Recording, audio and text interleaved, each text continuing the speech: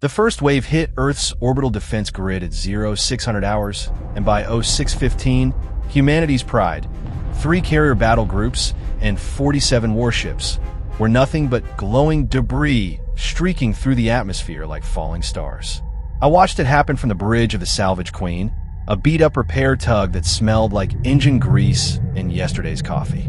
My name's Marcus Chun, chief engineer of what the military brass called auxiliary support vessels. What we called ourselves was a lot less dignified. Jesus Christ, whispered my co-pilot, Sarah Okonkwo, her dark eyes wide as another explosion blossomed in the distance. The UNS Valiant, Earth's flagship, split down the middle like someone had taken a can opener to it. Marcus, that's all of them. I gripped the console, knuckles white. Through the viewport, the Hegemony dreadnought hung in space like a monument to humanity's irrelevance. 3 miles long, bristling with weapons that made our railguns look like pea shooters. Its hull was deep crimson, almost organic looking, like it had been grown rather than built. Salvage Queen, this is Earth Defense Command. The voice on the radio was Admiral Zhao, and she sounded like she'd aged 10 years in 10 minutes. All military vessels we're pulling back the survivors. You and the other support craft, stay clear. You're non-combatants. Maybe they'll. Static, then nothing. Maybe they'll spare us. Sarah finished bitterly. Because we're not worth the ammunition. I stared at the Hegemony ship. Around it, smaller craft, still bigger than anything we'd ever built, were moving through the debris field like sharks through chum. Methodical, efficient, utterly contemptuous. They're not even bothering to shoot at us, I realized aloud. Sarah pulled up the tactical display. Sure enough, 12 repair tugs, 8 cargo haulers, and a half-dozen mining vessels were scattered throughout the sector. The Hegemony forces were flying right past us, focusing on the last retreating military ships. My radio crackled. Chun, you seeing this? It was Viktor Kozlov, captain of the mining ship Iron Tooth. His Russian accent was thick with rage. They destroyed Epsilon Station. 3,000 people. Didn't even slow down. Just boom. And they don't look at us twice. We're beneath their notice, I said slowly. An idea was forming, dangerous and probably insane. Victor, what's your payload? Full load. 60,000 tons of nickel iron from the belt. Why? Because I think they just made their first mistake. Sarah turned to me. Marcus, I was already pulling up fleet-wide comms, switching to the emergency frequency that every support craft monitored. All auxiliary vessels. This is Marcus Chun on the Salvage Queen. I know you're scared. I know we just watched our entire navy get vaporized by weapons we can't even comprehend. But I need you to listen. Silence. Then, we're listening. It was Captain Maria Rodriguez of the Hauler Pueblo Grande. They destroyed our warships because warships are threats. But us? We're janitors. Garbage trucks. We're so far beneath them, they don't even see us as alive. I took a breath. That's going to be their last mistake. Chun, you've lost your mind, someone said. Maybe. But answer me this. What do repair tugs do better than anything in the fleet? We fix things, Sarah said slowly. We cut through damaged hulls. We weld. We have industrial cutting lasers that can slice through battleship armor. We have magnetic grapples that can move 100-ton sections of hull plating. We have fusion torches, plasma cutters, and the ability to EVA in the middle of a debris field. I was talking faster now, the plan crystallizing. And Victor's got 60,000 tons of rock that, last time I checked, Newton's laws don't give a damn about shields or armor. The radio exploded with voices. That's suicide. We're not soldiers.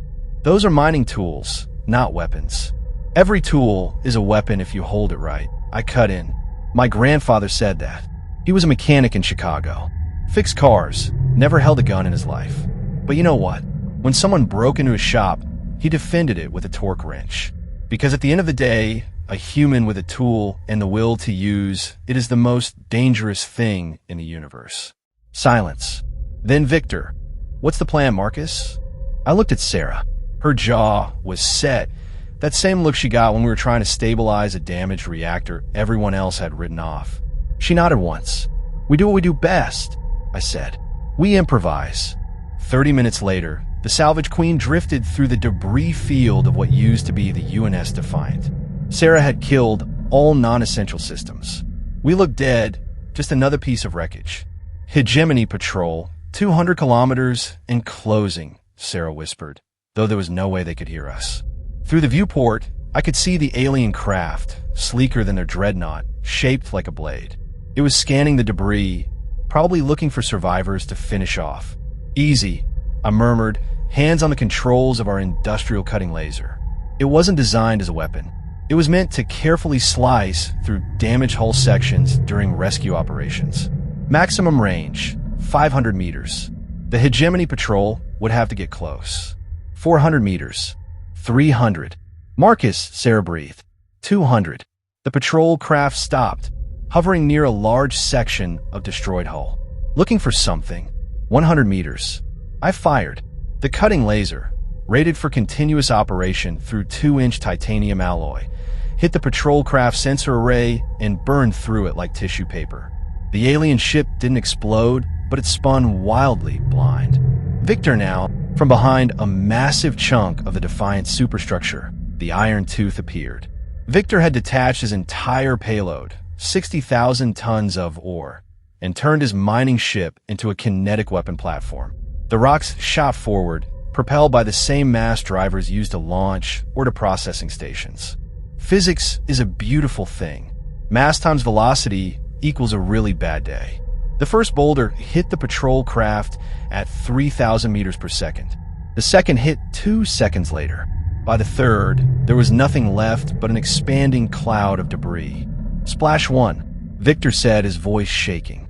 Holy Mother of God, we just killed an alien ship with rocks. 12 more, closing on your position, Rodriguez reported. The Pueblo Grande was monitoring from a safe distance, running silent. You've got their attention now. Good, I said, already moving. Sarah, get us to Rally Point Alpha. Victor, fall back. Everyone else, you know what to do. What happened next would have made my instructors at the academy weep, or maybe laugh. We threw out every rule of engagement ever written. The Maintenance Bay's 7 crew used their cargo nets, designed to capture and secure damaged ships, to entangle 3 Hegemony fighters. Once they were trapped, the Olympus Station repair team hit them with plasma torches, cutting through their hulls with tools meant for salvage operations. Captain Yuki Tanaka of the Tokyo Express used his hauler's magnetic grapples to grab a destroyed piece of the UNS Valiant's armor, 15 tons of ablative plating, and swung it like a club into a pursuing patrol craft. We weren't fighting like soldiers. We were fighting like mechanics, miners, and engineers who'd spent our entire careers improvising solutions with whatever was at hand. But the Hegemony was learning. Marcus, we've got a problem, Sarah said, pulling up the tactical display. Their dreadnought is turning toward the debris field. I think they figured out we're not just wreckage. I swore. How long until it's in firing range? 10 minutes. Maybe less. Then we need to move fast. Rodriguez, what's your status? We're in position, she replied. Pueblo Grande is ready. But Marcus, this is insane even by your standards. Story of my life. Do it. The Pueblo Grande was a heavy cargo hauler designed to move entire prefab station modules. Rodriguez had positioned it near what was left of Earth's orbital defense platform, specifically near the 3 fusion reactors that had somehow survived the initial attack, still powered down but intact. Grappling now, Rodriguez said. Her crew had practiced this maneuver 1,000 times with legitimate cargo. Now they were stealing 3 live fusion reactors while alien warships hunted them. Contact, someone yelled. We've got. The channel dissolved into static and screams.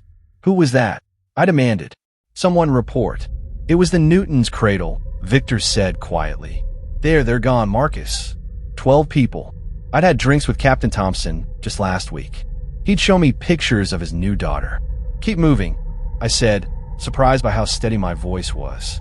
Don't let it be for nothing. The dreadnought was firing now, massive energy beams lancing through space. Each shot vaporized 1,000-ton chunks of debris. They were trying to flush us out. Rodriguez, please tell me you have those reactors. Got him. All 3 secured. What now? Now came the crazy part. Victor, I need your remaining payload. Every rock you've got left. Already ahead of you, my friend. The plan was simple, elegant, and completely ridiculous. Turn the debris field into a minefield. We positioned Victor's remaining, or smaller chunks this time, maybe 5 to 10 tons each, throughout the debris field. Then Rodriguez's crew connected the fusion reactors to the rocks using every spare power cable and conductor we could salvage from the wreckage. This is either brilliant or we're about to kill ourselves, Sarah muttered, helping me wire the connections. Can it be both? She laughed, sharp and slightly hysterical. How are you so calm? I'm not. I finished the last connection and looked at her. Really looked at her. In the emergency lighting, with her hair falling out of its bun and grease smeared on her cheek, she'd never looked more beautiful. Sarah, if this doesn't work, don't, she said, touching my face. Don't you dare give me a goodbye speech, Marcus Chun. We're gonna live through this. And then you're taking me to that restaurant you keep talking about. The one in New Seattle. Antonio's. Best pasta in the system. Then let's make sure we survive to eat it. The dreadnought was getting closer, its weapons systematically destroying the debris field. 200 kilometers. 150. All ships fall back to minimum safe distance, I broadcast. When I give the word, Rodriguez triggers the reactors. Everyone else, close your eyes and pray this works. What exactly is supposed to happen? Someone asked. I'm going to turn those fusion reactors into the biggest electromagnetic pulse generator ever built. Every rock connected to the grid becomes magnetized. When the Hegemony ship gets close enough, the rocks become railgun projectiles, Sarah finished, understanding dawning in her eyes. Oh my God, Marcus. Yeah, 100 kilometers. 50. I could see the dreadnought clearly now, an impossible crimson mountain hanging in space. Hegemony fighters swarmed around it like insects. 25 kilometers. Rodriguez, I said. Hit it. For a moment, nothing happened. Then the debris field lit up like a star was being born.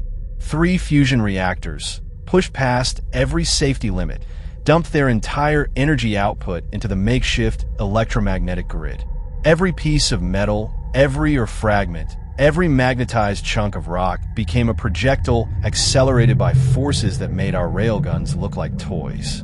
The effect was biblical. Thousands of pieces of debris, ranging from fist-sized rocks to 100-ton hull sections, all moving at orbital velocity, all suddenly yanked toward the dreadnought like iron filings to a magnet. But instead of gently attracting, they were firing like bullets. The Hegemony shields, designed to stop energy weapons and traditional projectiles, couldn't adapt fast enough. Too many targets, too much mass, too much velocity. They flickered, failed, and died. What happened to the dreadnought was ugly. Rocks punched through its hull. Debris carved canyons in its superstructure. A piece of the UNS Defiance armor. The same ship they destroyed so casually, speared completely through the alien vessel from bow to stern. The dreadnought tried to retreat, but the electromagnetic pulse had fried its navigational systems. It drifted, helpless, as more and more debris found it. Fires bloomed across its hull. Apparently, alien ships burned just like ours. My God, Victor whispered. We did it. We actually did it. But I was watching the tactical display, counting. We got the dreadnought, but there are still 20-plus smaller craft. And the EMPs are burned out. We can't do that again. Then we do it the old-fashioned way, Rodriguez said grimly, with wrenches and spite. The remaining Hegemony forces rallied, forming up for what would probably be a final assault. They knew now that we were dangerous. They wouldn't underestimate us again. All ships, I said. This is it. They're going to come at us with everything they have. We're outgunned, outmatched, and we're flying garbage scows against warships. But we're still here, and we're human. That means we're too stupid to know when we're beaten and too stubborn to die quietly. So let's show these bastards what happens when they ignore the repair crews. Sarah grabbed my hand, squeezed once. The Hegemony ships came. We met them in the debris field, and it was chaos. Pure, beautiful chaos. The Iron Tooth rammed a fighter. Victor's screaming Russian curses the entire time. Captain Tanaka used his hauler's thrusters in ways that would have made his instructors fail him, dodging fire while swinging more makeshift weapons. Rodriguez had somehow jury-rigged a working mass driver from salvaged weapons and was firing anything she could grab. Rocks, whole plates, a piece of someone's coffee machine. And us? Sarah and I danced the salvage queen through the wreckage like she was a fighter craft instead of a 40-year-old tug. My cutting laser wasn't designed for combat, but precision mattered more than power. I hit sensors, thrusters, weapons, anything that looked important. Behind us, Sarah yelled. I spun the ship, saw a Hegemony fighter lining up a shot. No time to dodge. No time to. The Tokyo Express slammed into it from the side, Tanaka's hauler crumpling like aluminum foil. But the fighter was destroyed. Yuki, I screamed. I'm okay. His voice was shaken but alive. Life support's good, but I'm dead in the water. Someone want to pick me up when this is over. Get in line, someone else said. Half our remaining ships were crippled or destroyed, but so were theirs. The last Hegemony fighter tried to run. Victor caught it with a final volley of ore, and then there was silence. Just like that, it was over. Sound off, I said voice hoarse. Who's still alive? One by one, they responded. 12 ships had survived out of the original 26. So many empty spaces where voices should have been. Marcus, Sarah said softly, pointing at the viewport. 3 human warships were approaching, survivors from the initial attack, limping back home. They must have seen what happened. Must have watched us win a battle with mining lasers and cargo nets. Admiral Zhao's voice came over the radio, and she sounded awed. Salvage Queen, this is Admiral Zhao. I don't even know what to say. You just saved Earth with a repair tug and some rocks. I looked at Sarah, at Victor's battered mining ship, at the debris field where we'd turned humanity's worst defeat into its most unlikely victory. With respect, Admiral, I said, we didn't save Earth with a repair tug. We saved it because humans have been fixing impossible problems with whatever we have on hand since we learned to sharpen sticks into spears. The Hegemony had better ships, better weapons, better everything. But they forgot one thing. What's that? Never underestimate a human with a wrench. 6 months later, I sat in Antonio's in New Seattle, watching Sarah try pasta carbonara for the first time. Outside, through the restaurant's dome, I could see the new defense stations under construction, designed by engineers, built by soldiers, but with a lot more input from the repair crews. Earth had survived. Barely. The Hegemony hadn't sent another fleet yet, but everyone knew they would eventually. You're thinking about it again, Sarah said. Hard not to. We'll beat them next time too. She smiled. Because we're human, and humans don't quit. I raised my glass. To humans. May we always be underestimated. And may we always have duct tape and spare parts, she added. We drank, and through the dome, the stars looked a little less threatening than they had before. After all, humanity had proven something important that day in the debris field. We might not have the best technology or the strongest weapons, but we had ingenuity, courage, and the ability to turn anything, even garbage, into a fighting chance. And sometimes that's all you need.